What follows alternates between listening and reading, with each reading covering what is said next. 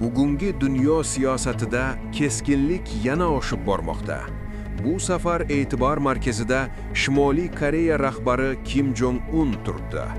So'nggi kunlarda tarqalgan bayonotlar va harbiy signallar Yaqin Sharqdagi vaziyatga yangi savollar tug'dirdi. Shimoliy Koreya uzoq yillardan beri G'arb davlatlari va ayniqsa Amerika ittifoqchilari bilan keskin munosabatlarga ega. Bu safar esa rasmiy bayonotlarda Isroilga nisbatan keskin tanqidlar paydo bo'ldi. Tahlilchilar bu bayonotlarni oddiy diplomatik signal emas, balki global siyosiy o'yinlarning bir qismi deb baholamoqda. Yaqin Sharqda esa vaziyat allaqachon murakkab. Isroil atrofidagi geopolitik taranglik bir necha davlatlar va qurolli guruhlar bilan bog'liq. Shunday paytda Shimoliy Koreyaning keskin ritorikasi dunyo siyosatida yangi savollarni keltirib chiqarmoqda. Ba'zi ekspertlar fikricha, Kim Jong-unning bunday bayonotlari to'g'ridan-to'g'ri harbiy harakatdan ko'ra siyosiy bosim va global e'tiborni o'ziga qaratish strategiyasi bo'lishi mumkin. Shimoliy Koreya ko'p yillardan beri raketa sinovlari orqali o'z harbiy qudratini namoyish qilib kelmoqda. Ayniqsa so'nggi yillarda uzoq masofali raketa sinovlari dunyo hamjamiyatini tashvishga solgan edi. Bu sinovlar Shimoliy Koreya texnologiyasi qanchalik rivojlanganini ko'rsatdi.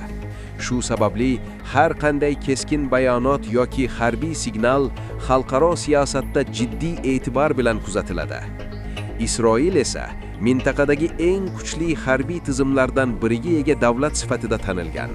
Uning mudofaa tizimi va ittifoqchilari sababli har qanday tahdid global miqyosda muhokama qilinadi. Shu sababli siyosiy tahlilchilar bir savolni o'rtaga tashlamoqda. Bu bayonotlar haqiqiy geopolitik o'zgarishlarning boslanishimi yoki shunchaki kuch ko'rsatish strategiyasimi?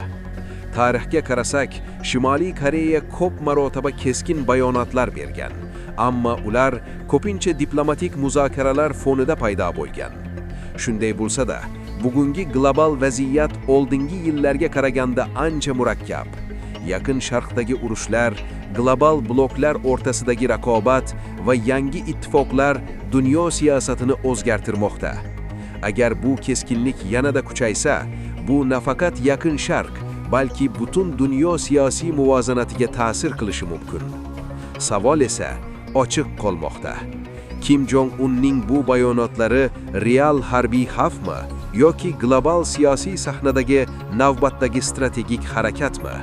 Dunyo esa hozircha bu vaziyatni diqqat bilan kuzatmoqda.